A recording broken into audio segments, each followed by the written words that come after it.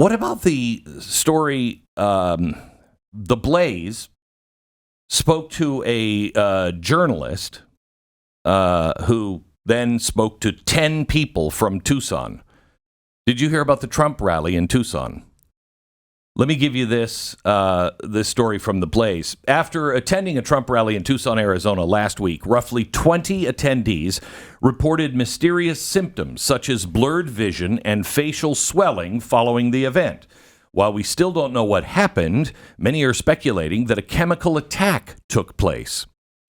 Could the strange illness that affected the attendees be a result of more political violence incited by Democrats and the mainstream media? Political journalist Christy Kelly joined Jill Savage in the Blaze News Tonight panel to discuss this deeply concerning situation. According to Kelly, this was not an ordinary rally, primarily because there was a lot of consternation going into the rally. The namesake of the venue, Linda Ronstadt, published to social media a lengthy post stating her displeasure with Trump for even being there. See, there's always something good that comes out of even the worst.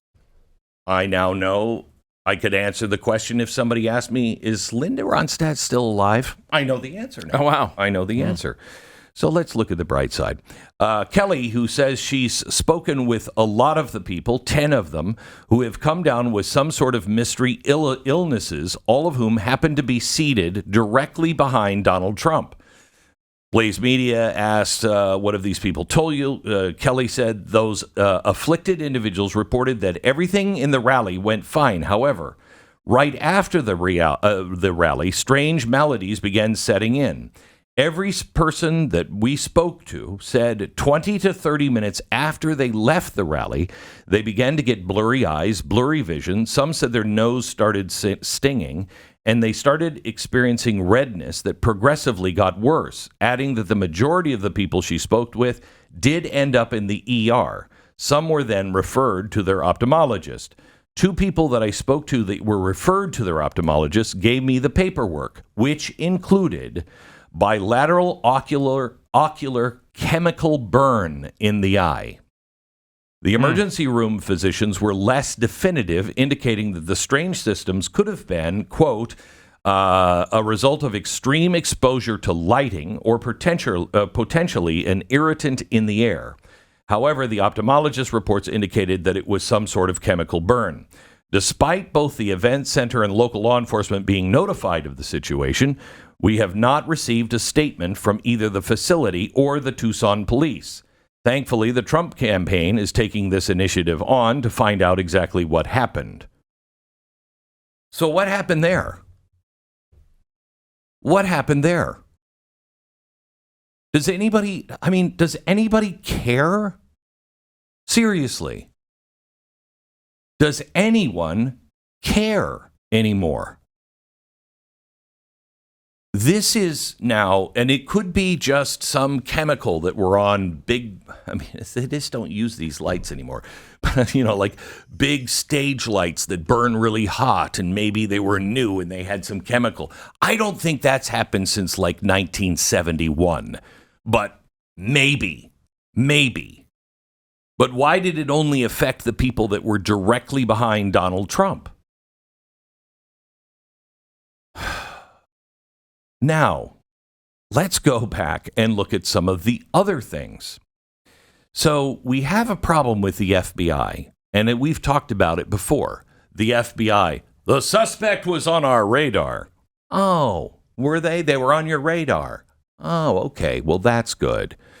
Well, do you mean radar range? Is that a microwave you're looking at?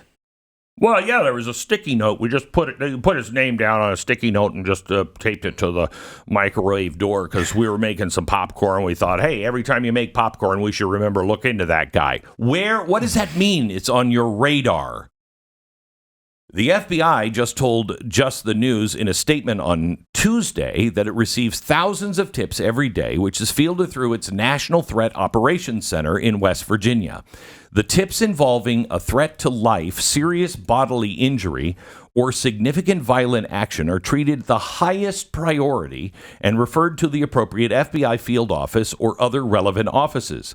Through this process, the FBI was notified about the dangers of certain people that could pose at least a threat. 5 times they've received one that was a potential threat that was on their radar, that went on to commit mass shooting or attempts to kill Donald Trump. We know the most recent events. First assassination attempt, and now the second assassination attempt. This guy, Ryan Wesley Routh, allegedly aimed an AK-47 that we know nothing about through the fence at the golf course. He was charged with possession of a firearm as a felon and possession of a firearm with an obliterated, there's that word again, serial number. Every time. He had been flagged by the FBI back in 2019, so he was on the radar for several years. He was also the subject of a previously closed tip to the FBI where he was allegedly he was a felon in possession of a firearm. Well, there's no allegedly about it. He was, for some reason, doesn't this sound strange? Because just ask yourself, gun owners, would this happen to you? If you had been a convicted felon because you were even just brandishing a firearm, but he went actually in and had a standoff with police, and he had a fully automatic weapon, do you think you would have been judged guilty in a court of law and then just like, you're on your own recognizance and not paid any time in prison? Why did that happen? He has several run-ins with the law, and he's never put in jail. Why? Now, you could come up with all kinds of theories, but they would involve conspiracies. And I don't want to get into conspiracy theories. I'll get into conspiracy facts. But I only have theories on this one. One of those theories does not explain any of that, but it does lead one to caution that this government has so much information on all of us that within 5 minutes of being asked, AI could find people like this that are unstable, that could be used, that have an axe to grind, that have access to weapons, that they could just have AI suggest to them in no way traceable, you really have a responsibility to kill the president. That's the world we're living in now. And the government has that direct power. I'm not saying that they've used it. I'm saying you cannot trust that kind of power in the hands of a system that you don't trust. Who trusts it? And I ask that of Democrats. If you trust this, I think you're crazy, but if you trust this system, what happens if Donald Trump gets in? Do you trust that system? See, unless you're planning on a one-party system, somebody is going to get in that doesn't agree with you.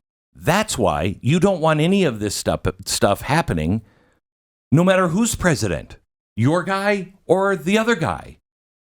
You don't want this kind of power in the hands of an out-of-control government.